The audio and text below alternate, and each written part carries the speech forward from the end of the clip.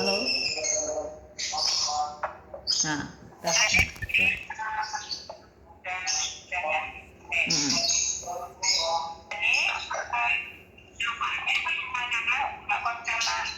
Posisinya kan mau pulang kan, mau balik ke sini. Jadi waktu itu berdua tanya ibu dulu namanya tuh, tanya ibu situasi hati bagaimana. Ceritanya ibu gini, tanya ibu sekarang hati ibu gimana, pikiran ibu gimana dibanding dan kemarin ada Bu Hani yang aku bilang gitu. Nah ibu tuh ngomong, Kor, iki aku tenang, katanya gitu. Iki aku tenang karena sekarang ada orang lagi tuh. Ibu tenang, ibu ya bahagia, tenang karena ada orang yang bisa jaga di sini, ada laki-laki di rumah ini gitu. Gitu. Jadi ibu sangat ya bagus kayak gitu Bu. Ya kan ibu tuh nggak rasa ketakutan kayak itu. Ya udah kok seneng kalau ibu bahagia, ibu tenang, biar ibu tuh sehat terus. Sekarang kan udah 80, jadi moga-moga untuk udah selanjutnya ibu masih sehat seperti ini terus. Dan kok bisa bolak-balik ke sini. Terima kasih ibu. Kalau kan kota di Jakarta, saya bilang jadi kota Jakarta sama tidak salah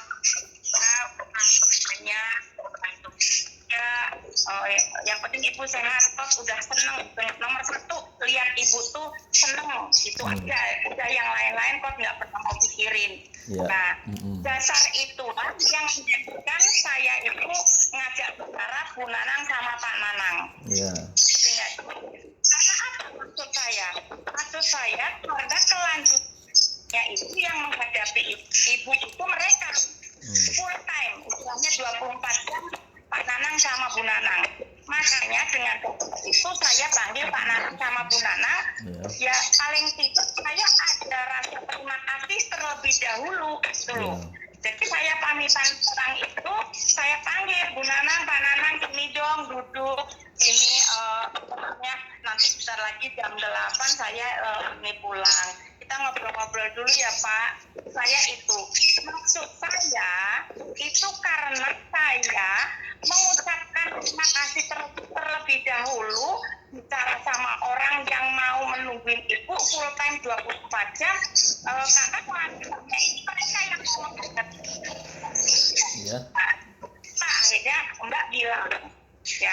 Mbak bilang sama Pak Nanang, Bu Nanang, sebelumnya saya ngucapin banyak terima kasih Pak Nanang di sini.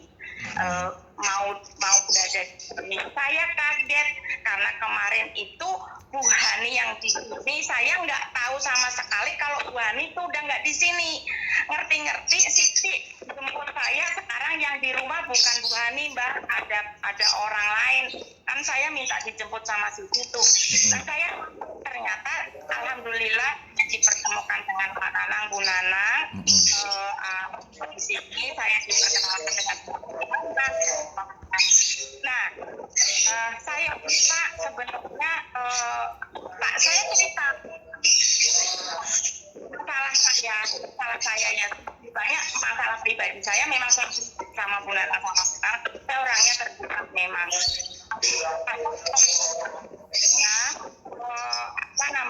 memang Pak di keluarga ini memang saya ini memang baru istilahnya keluarga baru Pak. Saya masuk ke keluarga ini karena adanya suami saya. Karena saya nggak ada di dalam saya bilang cerita gitu, saya bilang gitu. Itu suara manuk apa ya? Selama masa 4 dan 10 hari itu saya tanggung jawabnya ibu mertua saya itu jawab penuh dengan saya. Tapi selepas itu saya itu tanggung jawabnya anak saya, Pak, Bu. Jadi saat ini itu saya nurut, dan saya harus nurut sama anak-anak saya. Jadi makanya saya tuh sekarang udah nggak ke Kaliwungu lagi.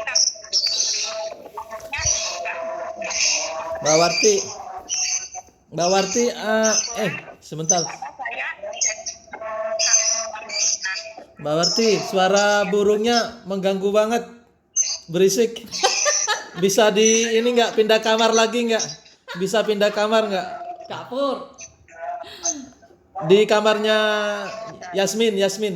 Kamarnya Yasmin, nggak ada burung.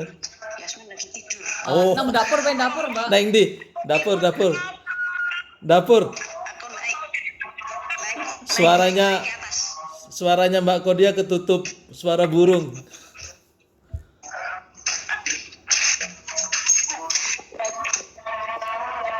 Udah.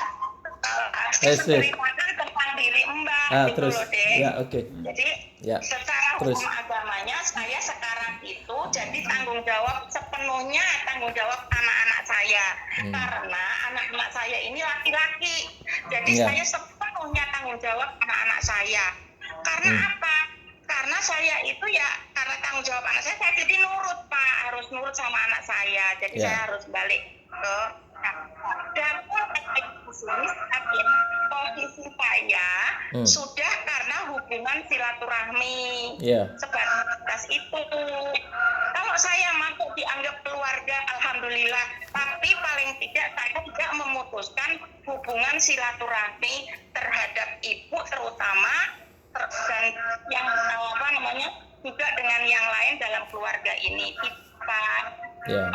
saya untungnya saat ini dibantu bisa ada telepon, bisa hubungan silaturahmi lewat jarak jauh. Ya. Tapi kalau ada waktu saya masih ingin menyambung silaturahmi itu ya dengan walaupun sebentar seperti ini, Pak. Ya. Saya ketemu langsung itu. Ya. Nah, sekarang saya dengan keadaan ibu saat ini saya senang karena ibu sehat.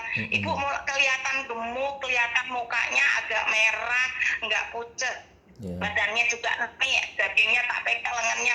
Ibu kelihatan gemuk kan ya, ibu sekarang senang ya, tenang ya. Itu. Nah, saya bicara masalah orang tua sekarang. Ini Iya. mengenai ibu, Pak. Iya. Saya bicara mengenai ibu sebagai orang tua. Orang tua memang, Pak, karena saya ngomong gitu tuh berdasarkan pengalaman, Dek. Pengalaman diri saya selama merawat ibu. Jadi saya cerita ke Bu Nanang, ke Pak Nanang, tidak ada maksud apa-apa, hanya ingin ya paling tidak sharing lah, paling tidak juga berbagi pengalaman lah menghadapi orang tua itu seperti apa. Nah, Oke. makanya nggak cerita orang tua itu. Ini contoh saya, dan saya juga udah mau merasakan seperti itu. Ya. Mau merasakan sebagai orang tua yang mulai tambah umur, tambah usia itu seorang orang tua itu yang dibutuhkan satu kenyamanan. Ya. Satu kenyamanan. Dia pengennya nyaman. Ya. Sama ibu saya pengennya nyaman. Saya juga mau pengennya nyaman. Terus terang saya di Jakarta juga sepertinya padahal walaupun dekat anak saya nggak begitu nyaman. Aslinya boleh dikata nih, saya itu lebih nyaman di Kaliwungu. Saya lebih nyaman di Kaliwungu. Nah, itu nomor satu, orang tuh mencari kenyamanan. Orang tua itu yang dibutuhkan kenyamanan. Kedua apa? Ketenangan.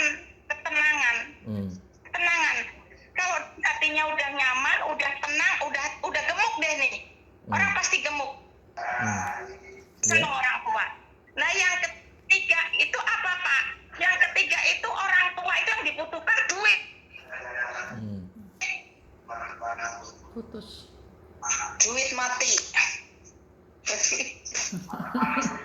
Karena putus. Reconnect. Oke, add money? Bentar, reconnect dia auto deh. Oh. Jadi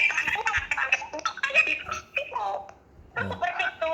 Jadi udah satu butuh nyaman, dua butuh tenang, tiga butuh megang duit. Situ. Saya berdasarkan contoh ibu saya. Ibu saya itu dikasih dikasih duit tiap jatahnya itu tiap minggu. Walaupun di dompetnya masih megang duit, 1 hari telat ngirim seminggu, saya ditelepon. Itu kan beda. Itu contohnya seperti itu. Harus megang duit. Kenapa kok? Kenapa sih duitnya masih megang aja, masih kudu nanya yang hari kelewat sehari. Ternyata memang itu otaknya, mindsetnya itu harus punya duit. Nah duit itu dia merasa merdeka. Dia nanti merasa bisa belanja sendiri, jajan bisa pegang uang sendiri, mau ke itu tukang sayur bisa punya sendiri. Ada anaknya, cucunya, tak ceritain seperti itu. Ada anak kakak saya butuh uang, sok jadi bos saya, minjemin gitu, butuh duit, ngutangin. Itu seorang ibu begitu. Nah sekarang terbuktinya ternyata saat ini di diri saya, Pak, saya itu dikasih duit sama anak, tapi saya nggak nyari sendiri. Saya bingung kayak orang keder. Dompet saya menipis saja saya kayak orang keder.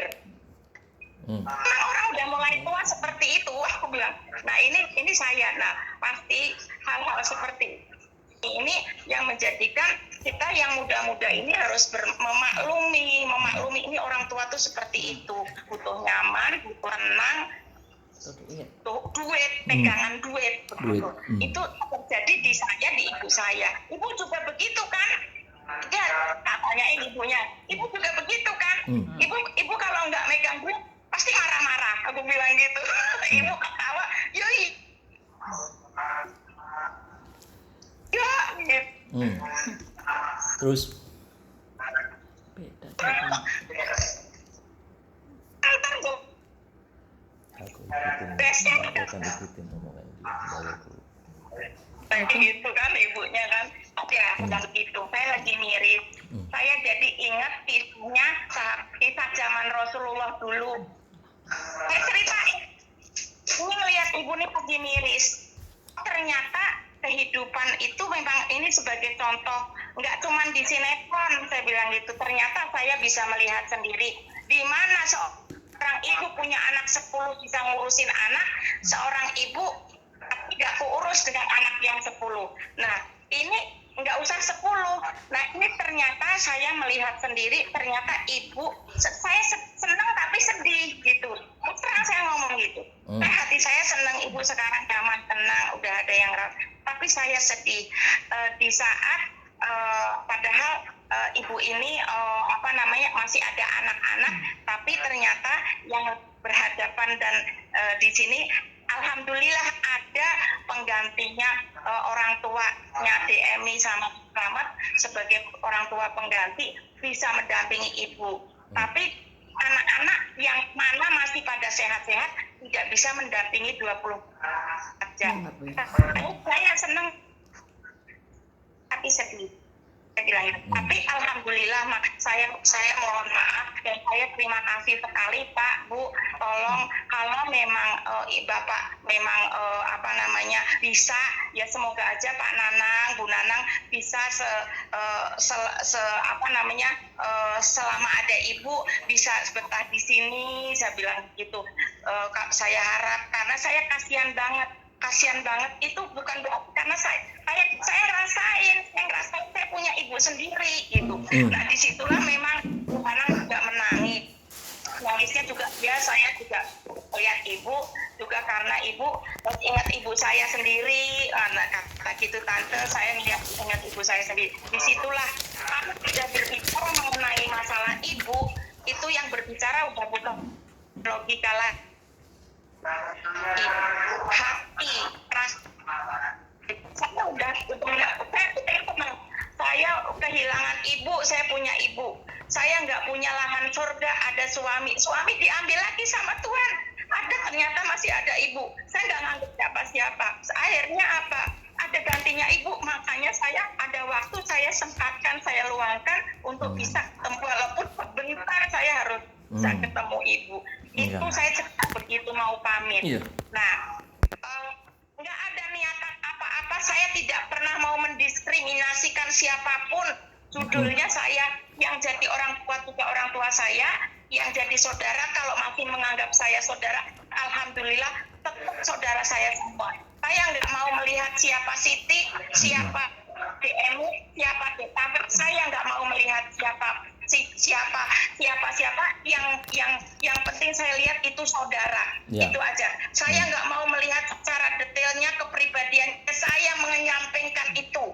Yang penting saya ke sana ada orang tua, ada saudara, ada Dewa Tapip, ada DMI semua, Siti, Anto, Tapip semua saya judulnya itu saudara. Ya. Yang penting saya taunya itu ada ibu, ada saudara itu doang. Udah.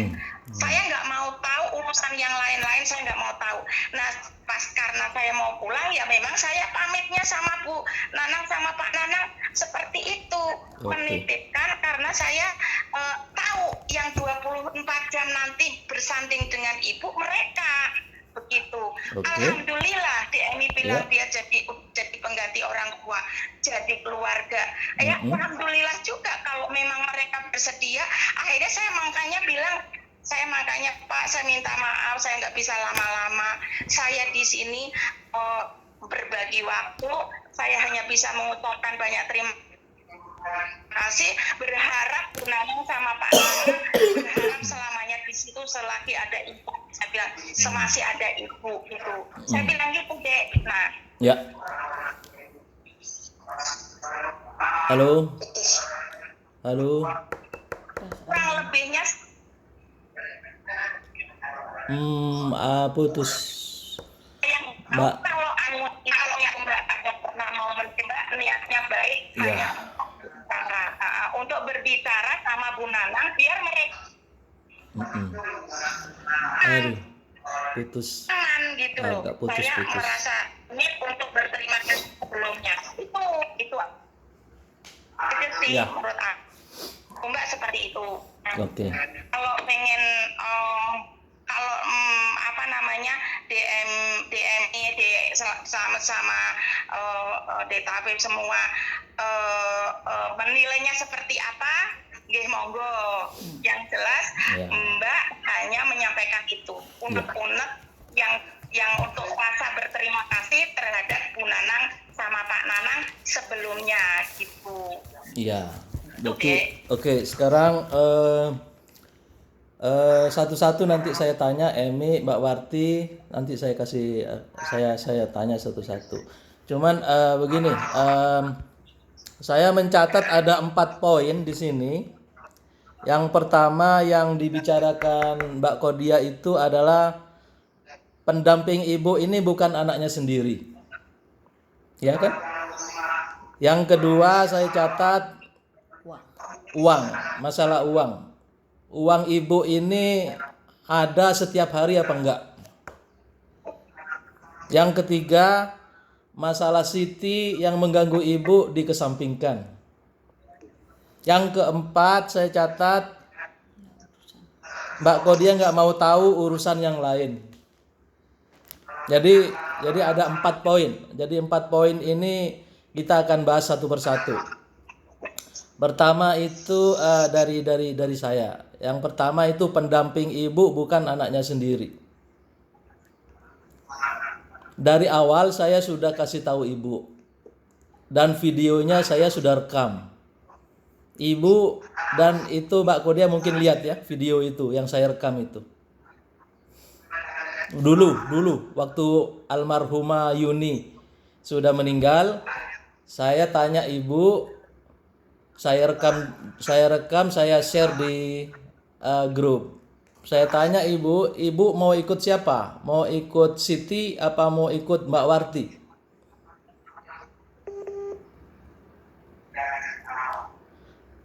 Di video itu ibu ngomong sendiri, ibu mau ikut Warti.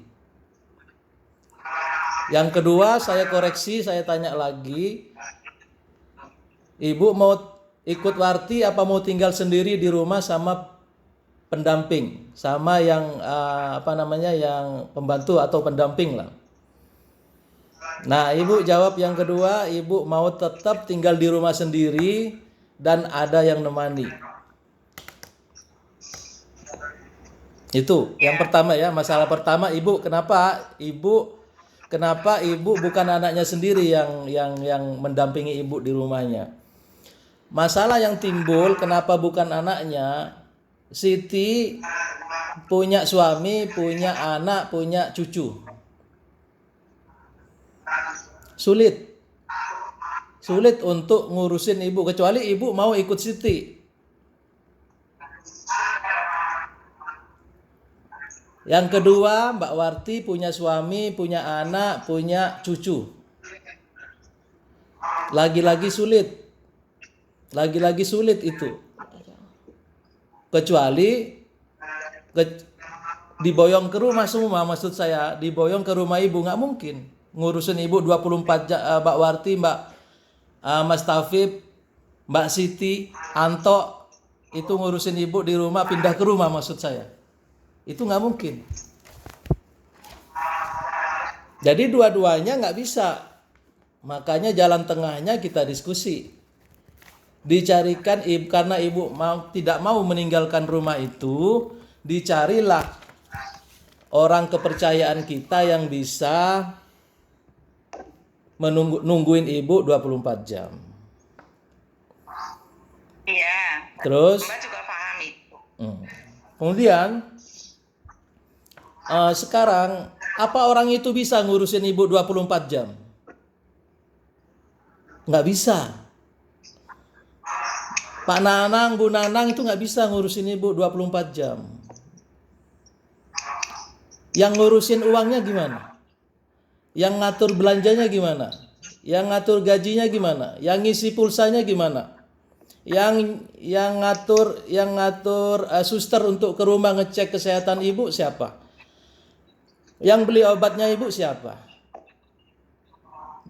Itu bukan Pak Nanang sama Bu Nanang yang ngerjain. Harus ada orang yang ngerjain. Sekarang yang ngerjain itu masalah uang Mas Tafib. Masalah uang Mas Tafib sama istrinya Mbak Warti. Mas Tafib sebagai anak laki-laki dia harus ngurusin. Uangnya diurusin. Saya kalau kirim uang kirim ke Mas Tafib. Uang itu nggak bisa utuh 4.500.000 dikasihkan ibu. Itu harus ada yang ngurus, tetek bengnya beli sabun, beli pel-pelan, beli apa, beli sayur, beli telur, beli ini. Itu nggak bisa, 4,5 juta saya kasihkan ibu, nggak bisa. Itu harus ada orang yang ngurus. Dan yang ngurus sekarang adalah Mas Tafib sama Mbak Warti. Dari tetek bengek sampai terakhir, termasuk uang ibu setiap hari harus pegang uang, harus ada uang. Ya. Emangnya harus megang uang, orang tua itu pasti harus. Oh iya. Jadi Udah dipegangin duit. jadi masalah kedua itu saya termasuk di sini, masalah uang ibu. Ibu itu setiap hari pegang uang, ada uang, nggak pernah kurang. Bahkan saya ngomong sama Emi, kalau ibu itu jujur, saya pingin megangin uang ibu itu di tangan 10 juta.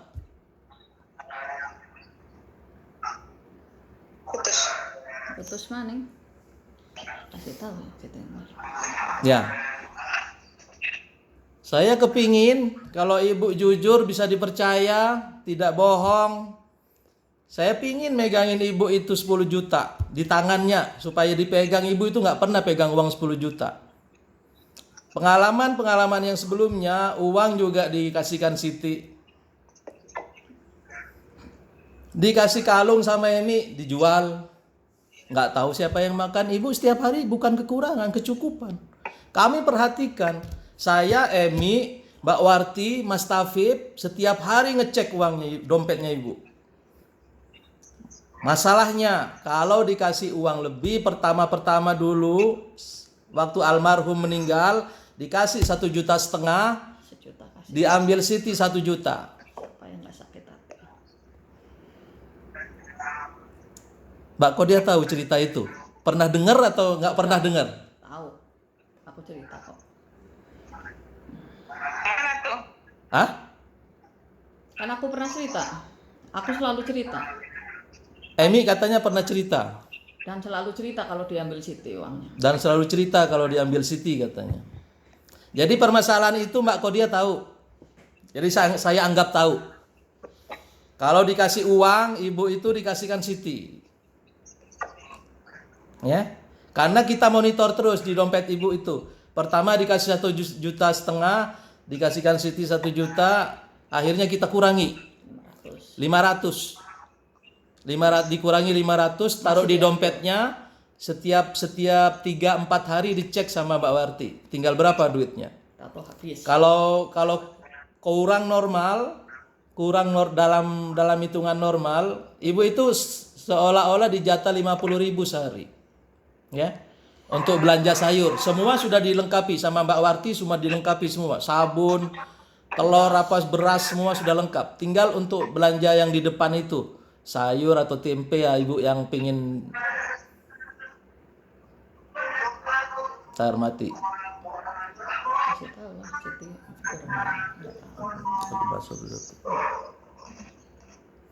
Ya, jadi jatah 50.000 itu ibu seolah-olah untuk belanja setiap hari untuk nambahin sayur aja, sayur atau apalah. Di rumah sudah lengkap. Tapi di dompetnya ibu kita jatah 500, diturunkan dari 1,5 juta ke 500. Setelah 500 itu ternyata dimonitor beberapa bulan, ternyata kejadiannya sama, dikasih Siti 200, dicek ternyata uangnya sudah habis sebelum waktunya. Habis sebelum waktunya, Mbak Warti cek ternyata ibu ngutang karena nggak cukup duitnya. Yang kita kasih itu habis, dia nggak ngomong, tapi ngutang kemana? Ngutang ke depan rumah itu kan? Ke Hamid juga. Ngutang ke Hamid juga, tukang sayur, ngutang juga ke toko depan rumah. Mana bisa ngutang orang setiap hari dicek, kalau kurang dikasih uang ditambah. Ibu ini masalah uang ya. Jadi masalahnya kalau kita kasih uang, ibu dikasih Siti. Sama aja. Diminta apapun caranya, Siti akan minta uang dan ibu kasih. Begitulah ceritanya. Jadi uang berapapun dikasih, kalau saya kasih berapapun itu pasti dikasihkan Siti. Itu masalah uang. Yang tadi masalah kenapa bukan anaknya sendiri, nggak bisa. Mbak Kodia juga sekarang ini jadi anaknya ibu, karena Mbak Kodia kawin sama Joko. Dan Joko anak laki-laki tertua. Mbak Kodia punya tanggung jawab juga untuk ngurusin ibu sekarang. Mas Tafib jadi anak yang kedua, laki-laki kedua yang ada di Indonesia. Siti juga jadi anggap anak yang ketiga.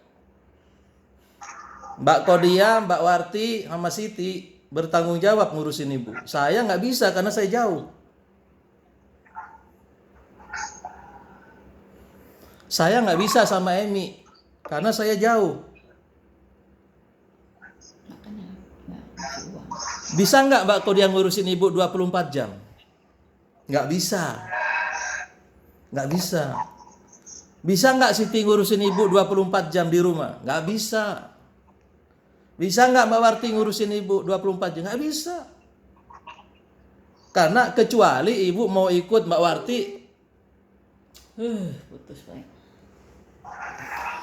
Kecuali ibu mau ikut Mbak Warti atau Mbak Siti, itu baru bisa dibilang anaknya ngurus 24 jam. Atau ibu mau ikut Mbak Kodia, baru itu bisa dibilang anaknya ngurus 24 jam.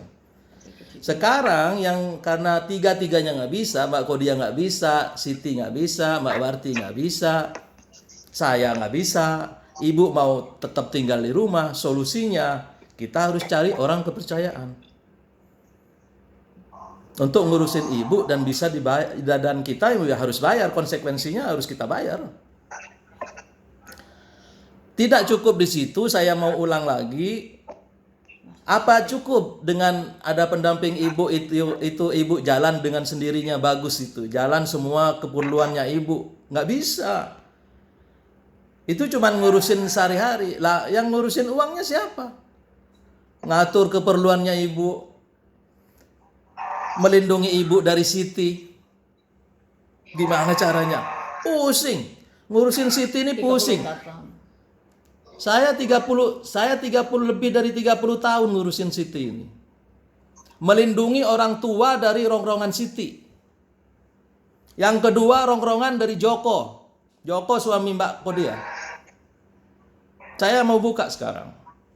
Saya 30 tahun ngurusin ibu sama bapak ini. Bapak ini gajinya nggak cukup. Mungkin saya ngomong ini berulang-ulang.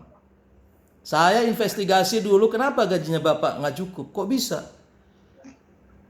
Saya waktu itu bukan seperti sekarang. Saya juga pas-pasan juga. Bapak setiap ke Jakarta nangis. Uang aku nggak cukup, nggak punya uang, aku ngutang ke sana kemari. Saya bilang, mana bisa bapak ngutang, bapak punya gaji.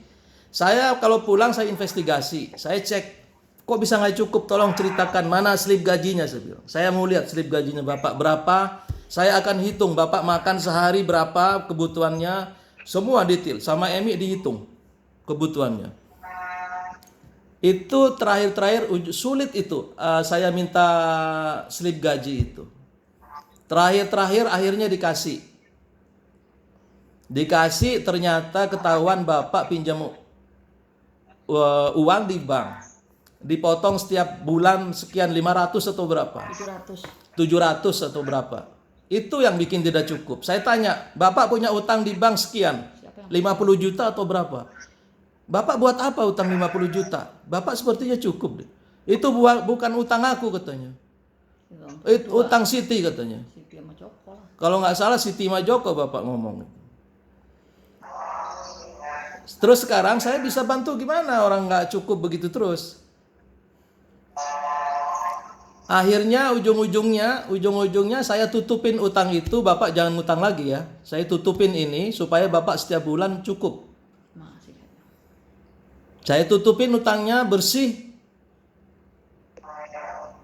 Akhirnya saya kasih tahu, tolong jangan ngutang lagi. Bapak ini saya sudah tutup semua. Mau siapa yang ngambil duitnya saya nggak peduli. Itu bukan aku. Saya tahu bukan bapak ini. Karena bapak apa? Bapak mau ngapain 50 juta? Waktu zaman itu ya, itu 30 tahun yang lalu 50 juta itu sekarang mungkin 500 juta atau 200-300 juta. Kalau sekarang, uang sekarang. Jadi saya bilang tolong jangan ngutang lagi supaya bapak ekonominya stabil. Kita juga ngontrak. Sudah selesai tahun lalu, tahun berikutnya saya setiap tahun pulang. Setiap lebaran. Setiap tahun saya pulang saya cek. Slip gaji, cek. Saya suruh Emi cek slip gaji. Ada lagi utangnya. 30 juta. Bapak, ini gimana saya sudah kasih tahu jangan ngutang lagi. Bukan aku, lagi-lagi Siti sama Joko. Jadi ini kasus, Mbak Kodia harus tahu. Kasus yang kedua, kalau saya pulang, ibu ini punya utang ke rentenir di depan. Rentenirnya datang ke rumah malam-malam takbir. Nagih ke kita. Saya bilang, siapa yang punya utang? Bapak kamu katanya. Bapak saya. Saya tanya, bapak punya utang sama rentenir? Enggak. Saya yang utang, tapi bukan untuk saya. Buat siapa? Buat Joko. Saya telepon Mas Joko pulang sekarang juga bayar nih utang. 500 jadi 5 juta. Berapapun nilainya saya nggak tahu waktu itu banyak pokoknya. Selesaikan ini saya bilang. Ya, ini hanya contoh sebagian kecil. Tanah di Karangsari. Rumah itu, rumah buyut. Rumah buyut sama di gunung. Itu habis. Kita nggak tahu. Saya sama Emi, Mas Taufik, Mbak Warti nggak tahu. Siapa yang jual dan uangnya buat siapa. Rumah buyut itu saya kasih tahu lagi. Dulu saya sama bapak suruh bayarin 3 juta. Saya bayarin. Habis itu dijual. Uang saya dikembalikan.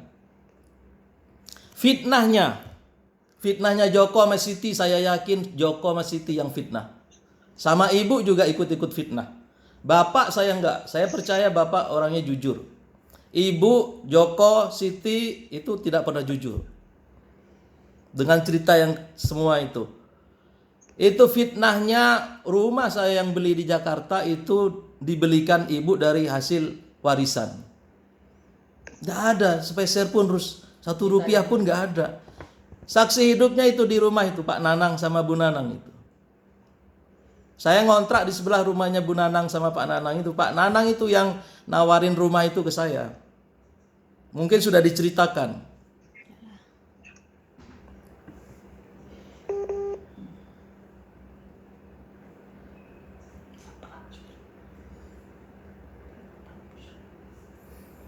Nah, mungkin Pak Nanang sudah cerita belum Pak Nanang sama Mbak Kodia? Sepertinya sudah cerita karena Pak Nanang cerita kalau dulu di sana dari masih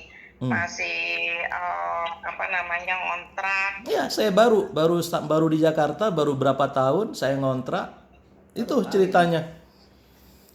Jadi fitnah, terlalu banyak fitnah di sini. Saya ngurusin orang tua, ngasih uang, nggak mikir-mikir, tapi dibalas dengan fitnah. Yang tukang fitnah ini dari dulu memang Siti sama Joko. Ibu ikut-ikutan. Ibu sekarang tukang fitnah, tukang bohong. Tetangga di depan dibilang nyupang, dibilang pesugihan. Tapi sekarang sudah berhenti, saya kasih tahu dosanya seperti apa. Ibu udah berhenti. Jadi saya kasih tahu background ini penting buat Mbak Kodia supaya Mbak Kodia bisa berpikir pakai akal sehat. Siapa yang habis kan? Oh ini putus ini. Kalau gini putus ini. Kalau dua-duanya. Add lagi mana ya? Ini kali ya. Ini putus kalau gini. Langsung aja lagi. Langsung telepon lagi. Kodia dulu. Nah. Terus baru add. Aku mau jelaskan. Mana belum? Ya, putus. Mati nih. Putus, Mbak. Hilang lagi. Itu Gantian sih, Dek. sebentar saya. Itu setengah jam kalau di sini dimatiin. Setengah jam dimatiin. Di timer ya. Bukan. Dari Telkomnya Qatar. Nih, add partisipan ya, Pak. Oh gitu. Udah. Kalau di Qatar dimatikan 30 menit sama Telkomnya karena nelpon gratis. Gitu ya, kalau nggak kebobolan. Jadi saya lanjut lagi sampai mana tadi ya? Positif. Ya ibu ini apa namanya sekarang sudah berubah. Dulu sebelum itu ibu itu tukang fitnah sampai orang yang dengar aja ngeri gitu. Ibu ikut-ikutan. Jadi sekarang yang Mbak Kode sekarang tahu kondisi keluarganya, siapa yang apa namanya yang jelek, siapa yang baik. Sekarang kita ngomong jujur dulu ya, supaya kita bisa berpikir logis. Mbak Kodia punya data yang lengkap tentang keluarga ini. Itu yang saya harus sampaikan. Sampai sekarang Siti ini nggak berubah dari 30 tahun yang lalu. Bahkan bertambah lagi, katanya suka apa namanya beli togel, tetap minta sama ibu, kita tahu. Tapi makanya kita batasi seminimal mungkin uangnya ibu. Supaya kalau ngasih nggak gelutak 1 juta. Kalau ibu dipegangin 1,5 juta, 1 juta dikasihkan dikasihkan Siti. Kalau kita kasih ibu batasi 250 setiap hari, tapi kita monitor, kalau kurang kita tambah. Mbak Warti akan monitor setiap hari. Itu lebih sedikit ngasihnya. Itu masih terjadi. Kami monitor masih terjadi. Orang tua ngasih ke anak biasa. Tapi kasus ini beda. Kasus Siti ini beda. Kalau Mbak Kodia paham cerita saya tadi dari awal sampai sekarang, kasusnya beda. Anak ngasih berapapun uang kita akan dikasihkan anak. Tapi itu pun kalau uangnya sendiri, kalau uangnya ibu sendiri. Nah kalau uangnya ibu sendiri nggak cukup buat makan. Ibu minta ke saya 1 juta. 1 juta cuman wassalam doang, cuman langsung dikasihkan Siti. Kita yang nanggung. Apa saya bisa ikhlas kayak gitu?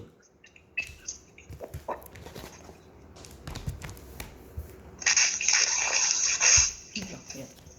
Enggak, masih. Jadi kalau saya umpamakan